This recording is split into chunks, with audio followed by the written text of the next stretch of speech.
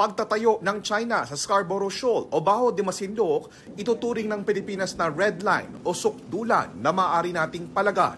Yan ang babala sa China ng National Task Force for the West Philippine Sea kung gagawin nilang artificial island ang pinag-aagawang bahura. Sa nakalipas na 12 taon, dumoble umano ang aktibidad ng China sa Baho de Masinloc base sa report ng isang grupo.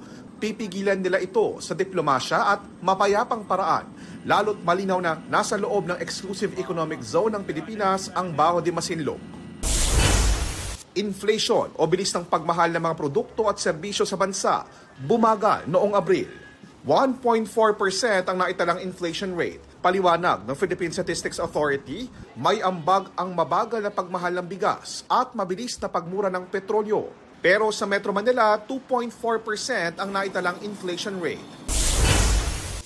Mikey Cojuangco Jaworski, itinalagang bagong chair ng International Olympic Committee Coordination Commission, nakatuwang sa pamamahala ng pag-host ng 2032 Summer Olympics sa Brisbane, Australia.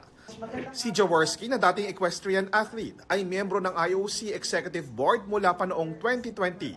JP Soriano nagbabalita para sa GMA Integrated News.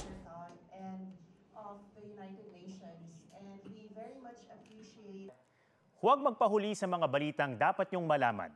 Mag-subscribe na sa GMA Integrated News sa YouTube.